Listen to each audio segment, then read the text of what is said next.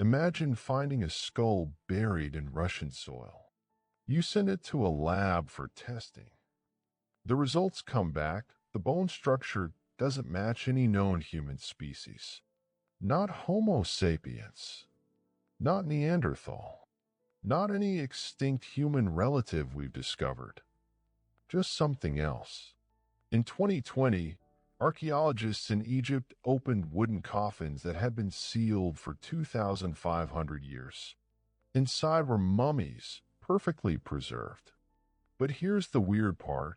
The coffins were stacked in a shaft 40 feet underground, in a location that wasn't supposed to have any burials. Nobody knows who put them there or why. Welcome to Stories Lost Forever. The Warren Gulf Fort.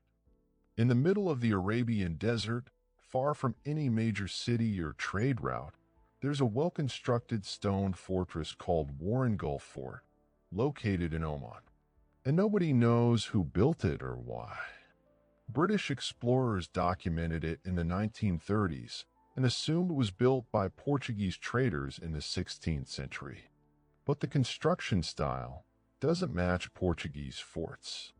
The walls are built using local stone with a technique that resembles pre-Islamic Arabian construction. The location makes no sense. The fort is miles from any freshwater source.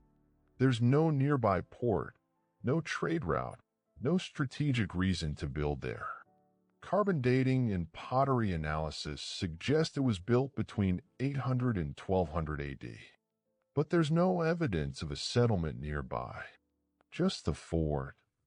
The interior is equally puzzling. There are rooms with no clear indication of their purpose. No weapon storage. No living quarters for a large garrison. Just empty stone rooms. Some researchers suggested it was a watchtower or signal station, but there are no other forts or towers nearby. Warren Gulf Fort stands alone. Another theory is pirates or smugglers used it, but pirates don't usually build massive stone fortresses. In 2015, a team from Sultan Qaboos University conducted a full survey. They used ground-penetrating radar and found nothing. They excavated around the foundation and found pottery fragments from 9th to 12th century Arabia, but nothing that identified the builders. The fort is still standing today in remarkably good condition. But nobody goes there because it's in the middle of nowhere.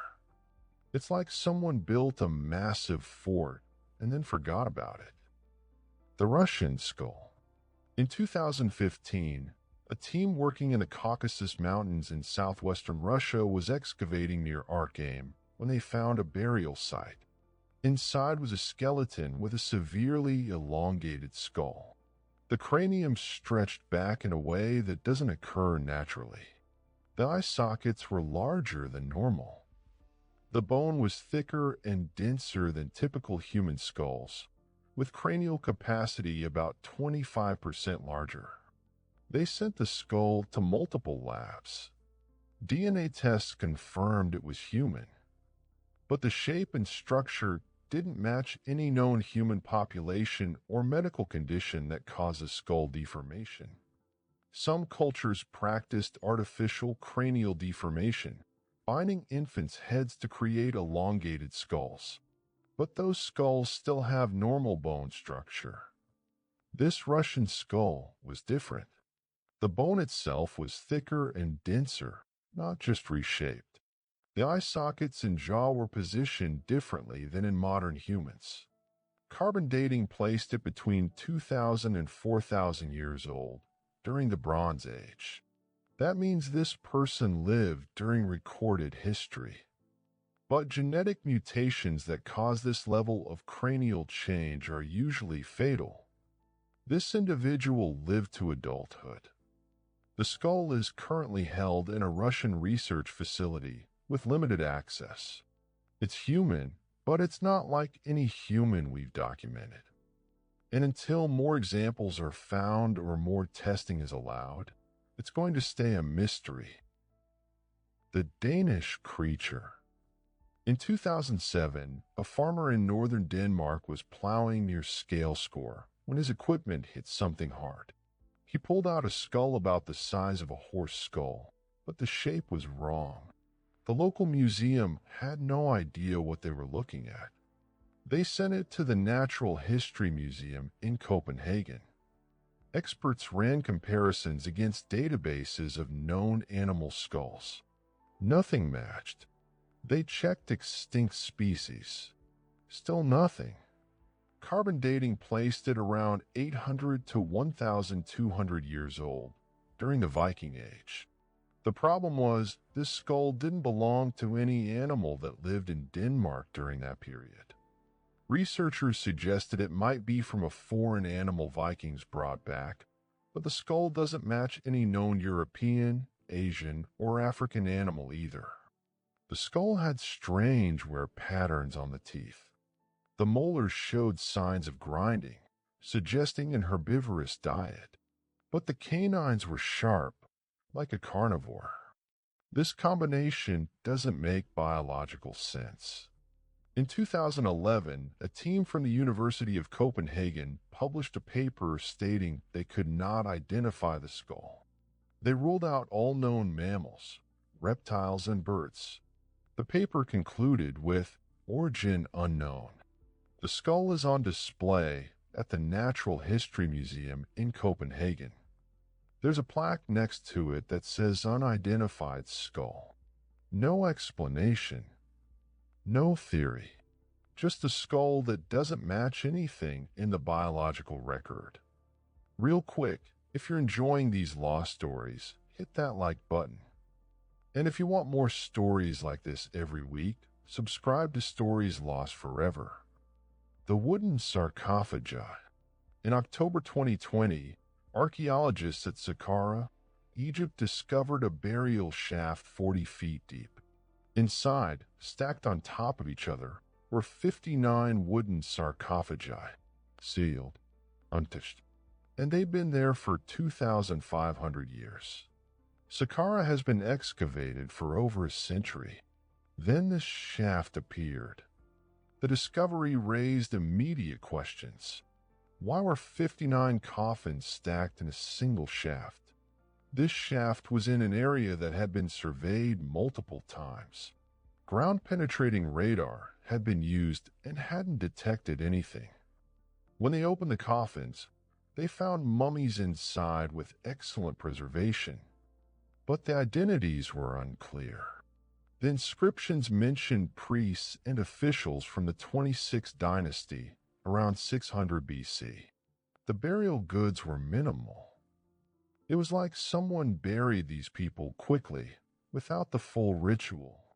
The coffins were all the same style, suggesting mass production, which is odd for Egyptian burials. Some suggested this might be a mass burial from a plague or disaster, but there are no historical records. Another theory is that priests moved mummies here to protect them from tomb robbers. But these weren't royal mummies. By November 2020, they had extracted over 100 coffins from the same site. The question remains, how did 100-plus coffins end up in hidden shafts that nobody knew about? Who put them there, and why? The Acambaro figurines. In 1944, Waldemar Julesrud was riding his horse near Acambaro in central Mexico when he noticed clay figurines sticking out of the ground. The figurines depicted animals that looked like dinosaurs. Julesrud hired local workers to excavate. Over the next few years, they found over 32,000 clay figurines. There were long-necked creatures resembling sauropods, figures with plates like Stegosaurus, creatures with horns like Triceratops. Here's the problem. Dinosaurs went extinct 65 million years ago. Humans didn't exist until about 300,000 years ago. So how did ancient people in Mexico create figurines that look exactly like dinosaurs? In 1952, archaeologist Charles Hapgood visited and examined the figurines. He was skeptical but became convinced they were genuine after watching excavations himself. Carbon dating and thermoluminescence testing gave varied results. Some tests suggested 2,500 to 4,000 years old. Others suggested 20th century. The hoax theory is supported by the fact Julesrud paid workers for each figurine, giving them incentive to create fakes. But the genuine theory has supporters too. Some figurines were found in deep soil layers difficult to fake. The sheer number, over 32,000, would require enormous effort as a hoax. The figurines are now in a museum in Acambaro. The Mexican government doesn't officially recognize them as legitimate. Most archaeologists dismiss them as forgeries. But tests give conflicting results. Experts disagree. And thousands of these figures exist, waiting for someone to explain them. The discoveries we've talked about aren't myths. They're real objects that exist right now. The Russian skull is in a research facility. The Danish creature skull is on display in Copenhagen. Warren Gulf Fort is still standing in Oman. The Egyptian coffins are being studied in Cairo.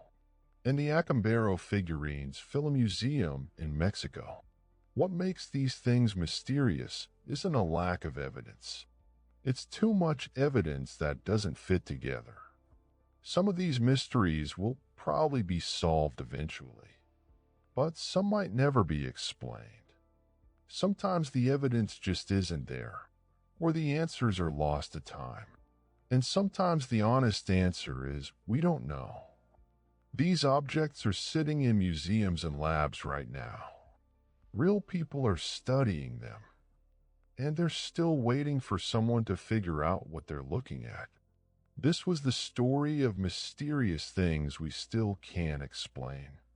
If you want more stories like this, subscribe to Stories Lost Forever and turn on notifications. Because history is full of things that don't make sense. And that's what makes it interesting.